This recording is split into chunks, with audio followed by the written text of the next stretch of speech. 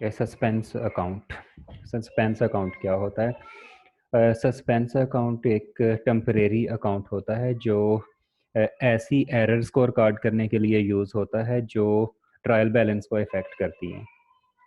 अब trial balance को वो एरर्स इफ़ेक्ट करती हैं जो सिंगल एंट्री एरर्स होती हैं, मीन कि कोई भी ऐसी एरर जिसमें डेबिट या क्रेडिट किसी एक साइड को जो एरर इफ़ेक्ट कर रही होती है, या कोई भी ऐसी एरर जिसकी वजह से डेबिट और क्रेडिट दोनों इक्वल नहीं आ रहे होते, तो ऐसी एरर्स को रिकॉर्ड करने के लिए सस्पेंस अकाउंट यूज़ होता है। अब इसको टेम्परेरी अकाउंट क्यों कहते हैं? क्योंकि ये अकाउंट हम ड्यूरिंग द पीरियड जो एरर्स हैं उनको रिकॉर्ड करने के लिए यूज़ करते हैं, और at the end of period या at the end of year हमने जितनी भी एरर्स होती हैं उन सारी एरर्स को आइडेंटिफाई करके करेक्ट करना होता है। जब हम सारी एरर्स की करेक्शन कर लेंगे तो हमारा सस्पेंस अकाउंट ऑटोमेटिकली क्लियर हो जाएगा। अब सस्पेंस अकाउंट में हर एरर से रिलेटेड दो एंट्रीज होंगी। एक एंट्री होगी at the time of occurrence of the error या at the time of identification of the error, कि जब हमें कोई भी एरर होगी, एरर का पता चलेगा, तो उस वक्त हम उसको रिकॉर्ड करेंगे। और दूसरी एंट्री होगी जब हम उस एरर की करेक्शन करेंगे। इस तरीके से सस्पेंस अकाउंट में हर एरर से रिलेटेड दो एंट्रीज होंगी, लेकिन ये दोनों एंट्रीज अपोजिट होंगी। जब हम एरर को रिकॉर्ड करेंगे, अगर हम at that time suspense account को डेबिट कर रहे हैं तो करेक्शन के टाइम पे क्रेडिट करेंगे, और अगर eight the time of recording the error हम सस्पेंस अकाउंट को क्रेडिट कर रहे हैं तो करेक्शन करते वक्त सस्पेंस अकाउंट को डेबिट करेंगे। अब सस्पेंस अकाउंट हमेशा ओपन तब करेंगे जब हमारा ट्रायल बैलेंस बैलेंस नहीं हो रहा होगा, या कोई ऐसी एरर्स होंगी जिसमें डेबिट और क्रेडिट इक्वल नहीं होंगे। अगर हमारे डेबिट्स और क्रेडिट्स इक्वल नहीं हैं तो जो भी डिफरेंस होगा वो हम सस्पेंस अकाउंट में रिकॉर्ड कर देंगे, और उसके बाद हम जो भी एरर्स हैं उनको आइडेंटिफाई करेंगे। जैसे जैसे एरर्स आइडेंटिफाई होती जाएंगी हम उनकी करेक्शन करेंगे, और जब हम उनकी करेक्शन एंट्री सस्पेंस अकाउंट में करेंगे तो जो ओरिजिनल बैलेंस था वो ऑटोमेटिकली ख़त्म हो जाएगा। अगर सस्पेंस अकाउंट का balance eight the end of year clear नहीं होता, इट मीन्स कि स्टिल कोई ना कोई ऐसी एरर है जो अभी करेक्ट नहीं हुई, तो हमें उस एरर को आइडेंटिफाई करना होता है और करेक्ट करना होता है। और जब सारी एरर्स आइडेंटिफाई हो जाएंगी और करेक्ट हो जाएंगी तो सस्पेंस अकाउंट क्लियर हो जाएगा। अब सस्पेंस अकाउंट का बैलेंस फाइनेंशियल स्टेटमेंट्स में ट्रांसफ़र नहीं किया जाता।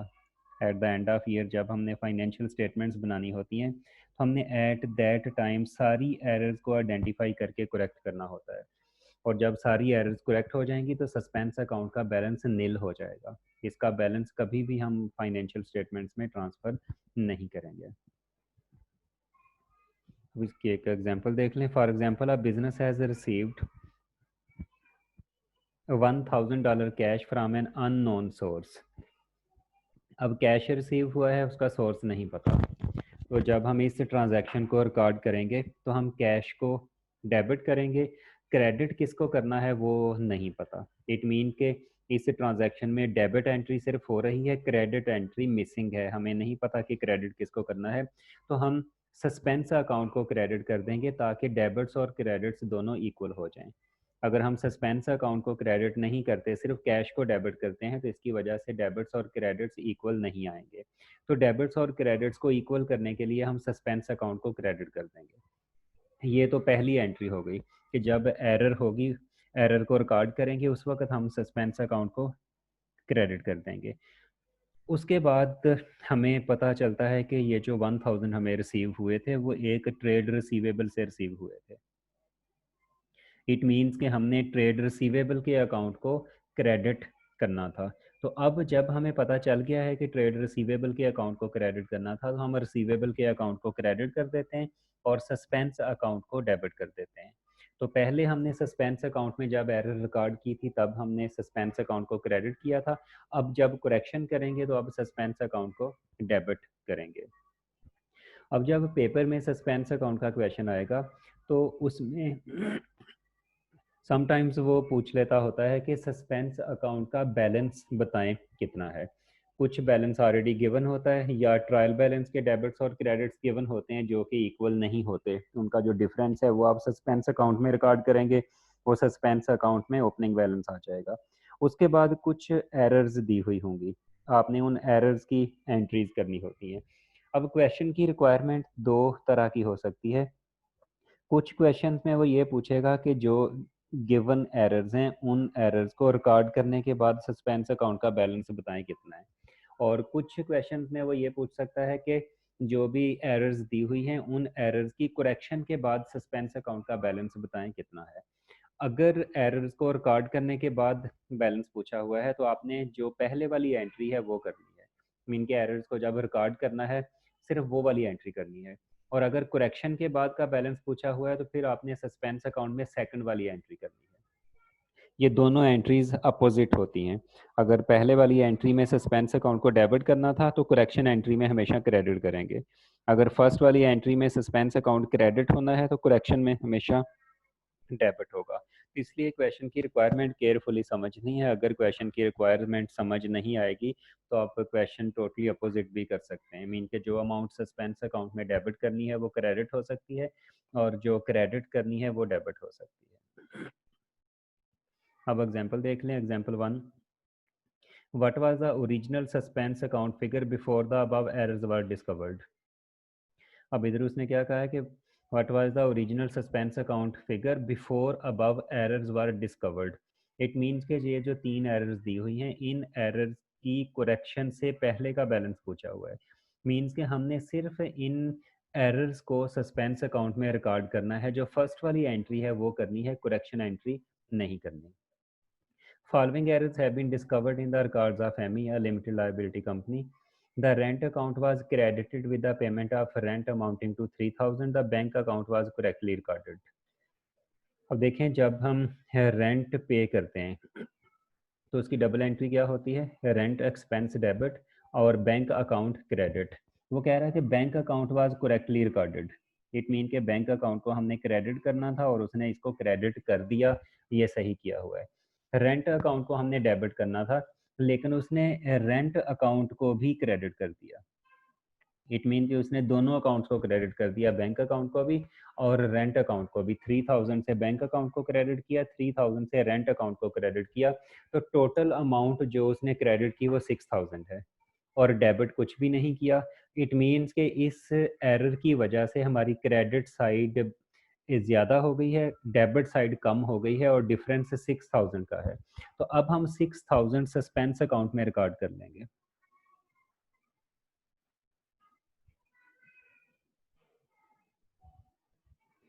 अब सस्पेंस अकाउंट बनाएंगे तो सस्पेंस अकाउंट में हम 6,000 रिकॉर्ड करेंगे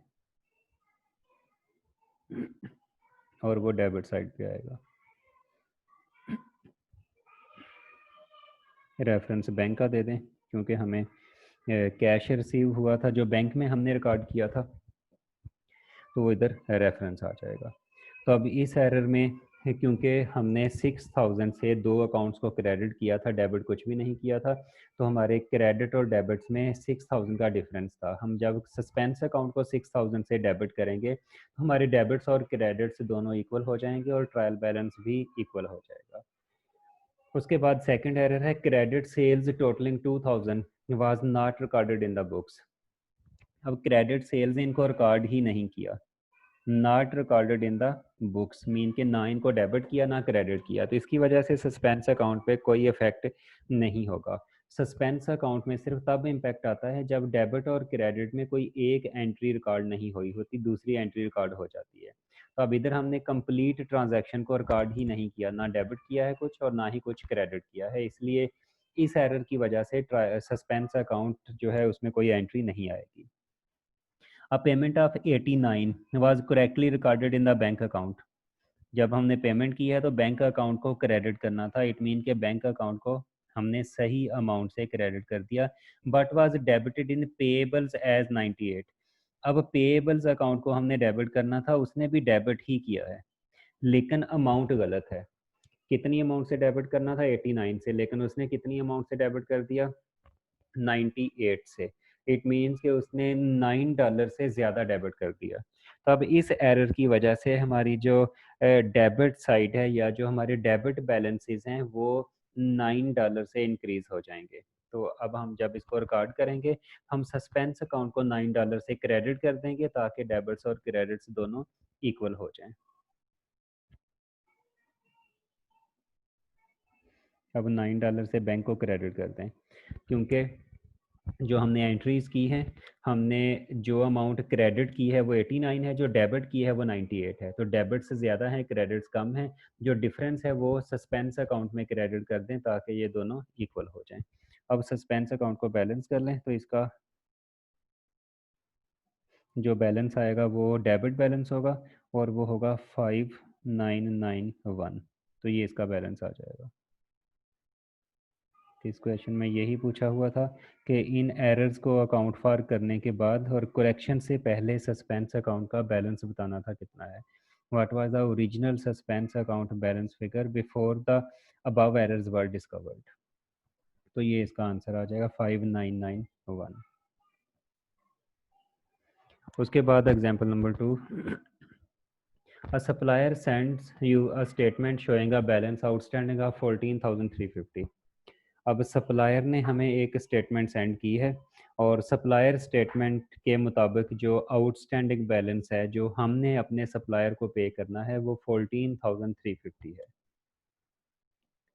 your own records show balance outstanding of 14,500, लेकिन जो हमारा रिकॉर्ड है वो शो कर रहा है कि हमने उस सप्लायर को 14,500 पे करने हैं। मीन के जो हमारा रिकॉर्ड है, हमारे रिकॉर्ड के मुताबिक हमने 14,500 पे करने हैं, और जो सप्लायर का रिकॉर्ड है, सप्लायर के रिकॉर्ड के मुताबिक सप्लायर ने हमसे 14,350 रिसीव करने हैं।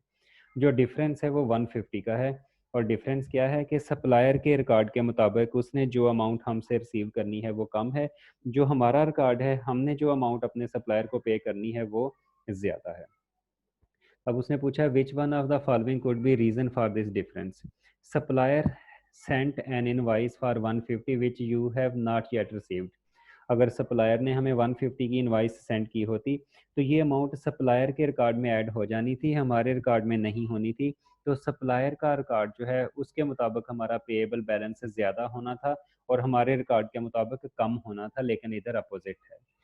Supplier has allowed you 150 cash discount which you had omitted to enter in your ledgers। अब सप्लायर ने हमें डिस्काउंट रिकॉर्ड कर दी थी 150 की, जो कि हमने रिकॉर्ड नहीं की। तो इसकी वजह से ये डिफरेंस आ जाएगा, क्योंकि जब सप्लायर ने हमें डिस्काउंट अलाउ की तो सप्लायर ने जो हमारा रिसीवेबल बैलेंस था वो रिड्यूस कर दिया। अब हमने क्योंकि डिस्काउंट अभी तक रिकॉर्ड नहीं की, तो हमारे रिकॉर्ड के मुताबिक जो पेएबल बैलेंस है वो फुल बैलेंस होगा, उसमें ये डिस्काउंट लेस नहीं हुई। तो इस एरर की वजह से जो हमारा हमारे रिकॉर्ड के मुताबिक जो पेएबल बैलेंस है वो ज़्यादा है, और हमारे सप्लायर के रिकॉर्ड के मुताबिक जो अमाउंट है जो हमने पे करनी है वो कम है। तो ये इसका सही आंसर होगा बी।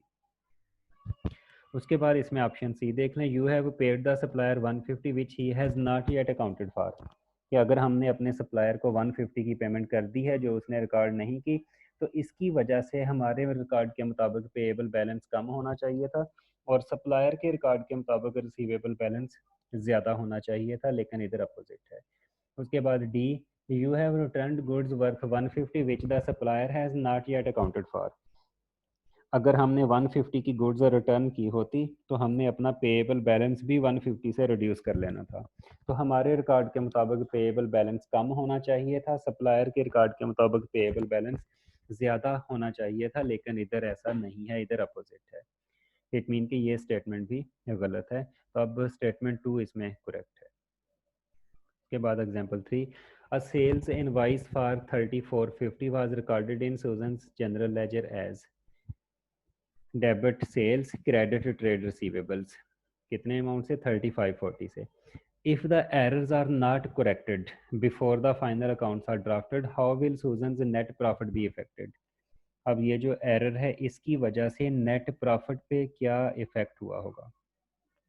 सबसे पहले तो सेल्स इनवाइस थी 3450 की, हमने सेल्स इनवाइस को जब रिकॉर्ड करना था तो हमने रिसीवेबल्स को डेबिट करना था और सेल्स को क्रेडिट करना था 3450 से, तो हमने सेल्स को 3450 से क्रेडिट नहीं किया। जब हमने सेल्स में 3450 ऐड नहीं किए तो उसकी वजह से हमारा प्रॉफिट 3450 से कम हो गया, क्योंकि हमने एक सेल रिकॉर्ड नहीं की। जो सेल्स हैं ये प्रॉफिट को इंक्रीज करती हैं, तो इसकी वजह से हमारा प्रॉफिट 3450 से कम हो गया, क्योंकि हमने इतनी अमाउंट की सेल्स रिकॉर्ड नहीं की। और उसके बाद हमने जो रॉन्ग एंट्री की है उसमें हमने सेल्स को डेबिट कर दिया 3540 से, जो कि नहीं करना था। मींस कि हमने सेल्स में से 3540 लेस करवा दिया, जो नहीं करना था। तो इसकी वजह से भी हमारा जो प्रॉफिट है वो कम हो जाएगा। इसकी वजह से प्रॉफिट कितने से कम होगा? 3540 से। अब जो सेल्स हमने रिकॉर्ड नहीं की वो 3450 हैं, और जो हमने रॉन्ग एंट्री की है सेल्स में, जो सेल्स को हमने रिड्यूस कर दिया है रॉन्ग अमाउंट से, वो 3540 है। तो दोनों को अगर ऐड करें तो ये आता है 6990। इट मीन्स कि इस एरर की वजह से हमारा प्रॉफिट 6990 से अंडरस्टेट हो जाएगा। अंडरस्टेट कैसे होगा? एक तो हमने सेल्स रिकॉर्ड नहीं की, जिसकी वजह से हमारा प्रॉफिट कम हो गया, क्योंकि सेल्स हमारी इनकम है। और दूसरी तरफ हमने अपनी सेल्स में से एक अमाउंट लेस करवा दी, जो कि नहीं करवानी थी, उसकी वजह से भी हमारा प्रॉफिट कम हो गया। तो अब नेट इम्पैक्ट क्या होगा कि जो हमारा टोटल प्रॉफिट है वो 6990 से रिड्यूस हो जाएगा ड्यू टू दिस एरर। तो ये क्वेश्चन कंप्लीट हो गया। अब ये सस्पेंस अकाउंट कंप्लीट हो गया है। अब